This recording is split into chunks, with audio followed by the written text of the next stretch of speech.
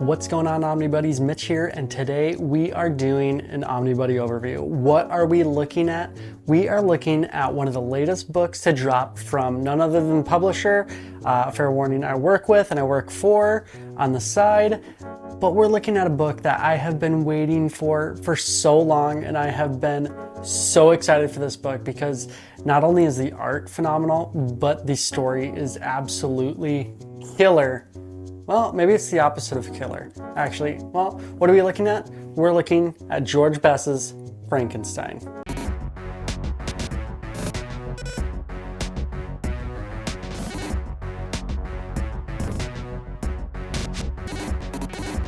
All right, so I gotta say, like I said before, I do some work with Magnetic, and they're the publishers of this book, and so I got to actually be one of the big people pushing to make this book white instead of black, and I am very, very glad I did, because this book is sick looking. So is the Dracula book. This came in a slipcase set, but the slipcase set is a Kickstarter exclusive, so you might not be able to get your hands on it, but the hardcovers like this are readily available. So super awesome. But this is basically brought straight from Mary Shelley's original story of Frankenstein, and Georges Bess adapted it and brought it to this graphic novel format.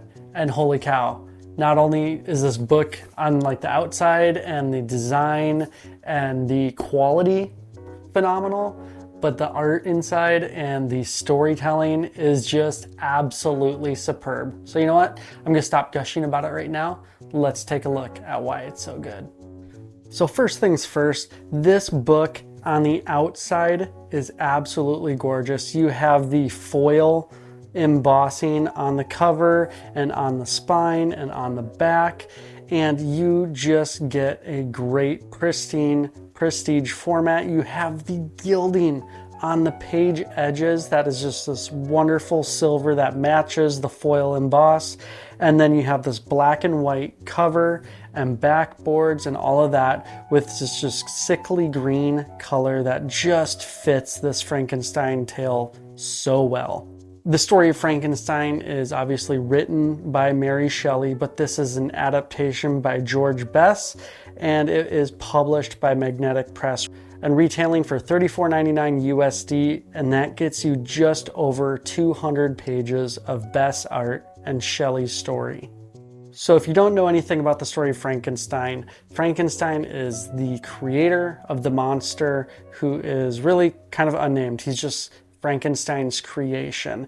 And this starts off on a ship in the middle of the ocean, or as you think it is in the middle of the ocean. They are out in the polar ice caps sailing on a science and exploration expedition, and they come across a man who you later find out is Dr. Frankenstein, and tells the tale of how he got there and his actual creation of the monster. You're immediately met with absolutely gorgeous full-page spreads across these huge library edition size books, and then you just have these crisp black and white plus gray tone palettes in here that just draws you into these panels. I cannot fathom how long it must have taken Bess to put this much detail into these panels, but wow, every page you turn, you just find more and more shocking detail and art and emotion that he's able to convey through ink. He constantly mixes it up with his page structure, his paneling, and how you go through reading the pages.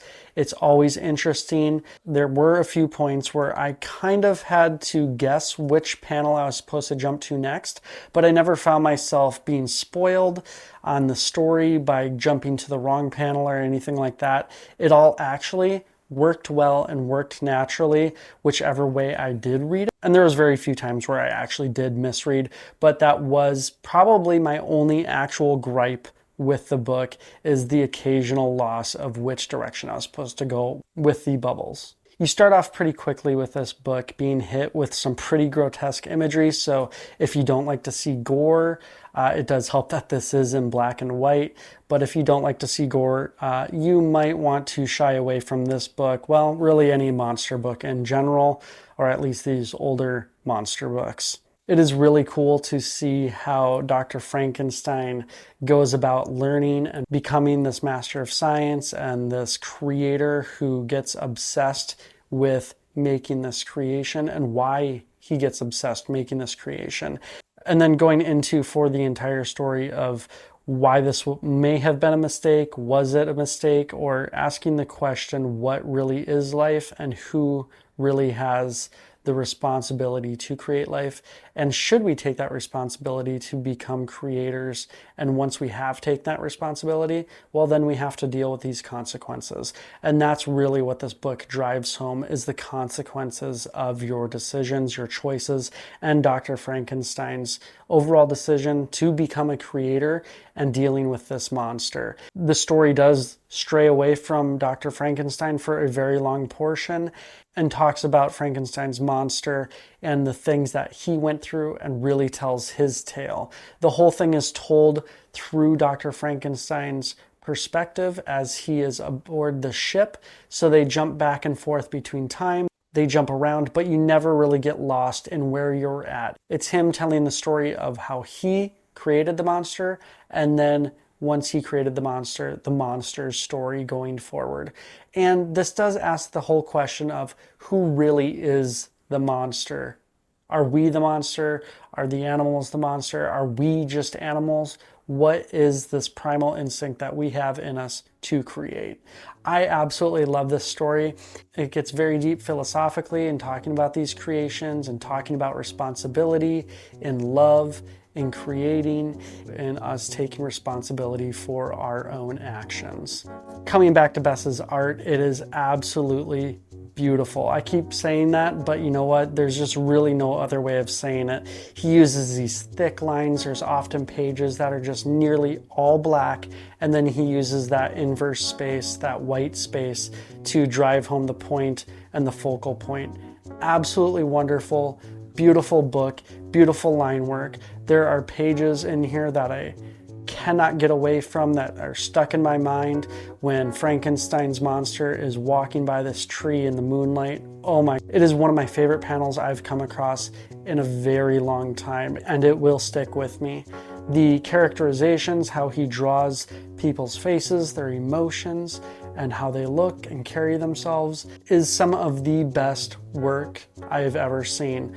I think he is an absolute master at his line art, at creating emotion and driving home how characters feel and what they are going through. You can really connect.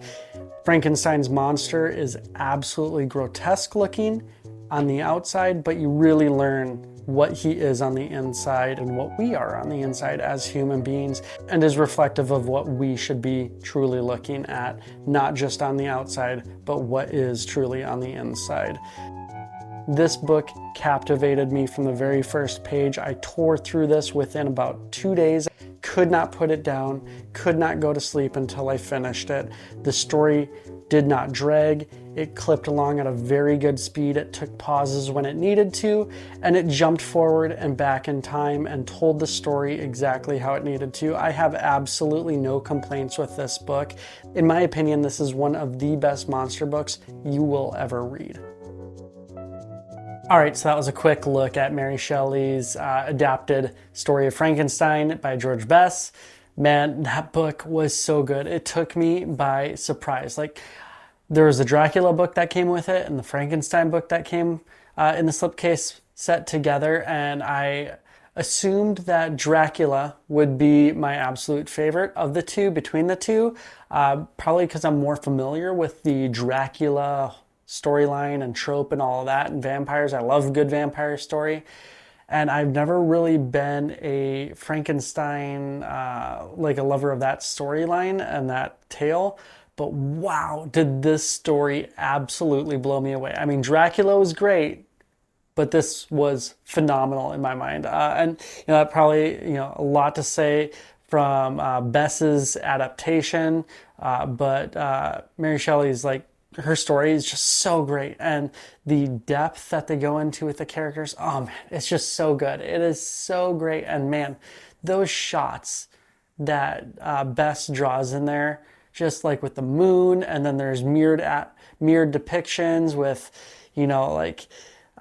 carrying your creator and carrying the love of your life, and like just all these mirrored imagery, all this imagery that's mirrored throughout the book. So cool and so well done. Just absolutely gorgeous storytelling and gorgeous art. Just, cannot say enough good things about this book. I'm going to do another full overview on Dracula too, so be watching for that. But that book was great too. If you are at all interested, definitely grab your copy of Frankenstein. You can hit up Soon Magnetic Press's web store. You can use the link in my description to get 20% off your first order there and use that and get it from there. Or you can head over to channel sponsor Organic Price Books. Use code Omnibuddy for $2 off every order. Or if you're going to buy 4 or more books, now it used to be 3, but now it's 4 or more books, you can use code Omnibuddy, ship it together, and get 5% off your entire order by ordering 4 books together. So you could get Dracula, Frankenstein, a couple other books, and get the hookup there, support the channel, support OPB. But yeah, these books, absolutely great. Wonderful stories. You could wait to read them till Spooktober and read them during that whole thing, so you could get these ready for that. Or you can just get some really, really good, deep philosophy and human nature musings that these books tell. Definitely read them if you're gonna save them, sure. But if you're not doing a Spooktober thing, read them now because they're so good. They stick with me. I read them like 2 weeks ago, I think, and they have stuck with me this whole time. I keep coming back and thinking about them. Just so wonderful. All right, I'll stop gushing. Definitely go check them out. All right, that's it. Don't forget to like, subscribe, hit the bell for notification, do all of those things, but the most important thing to do is comment.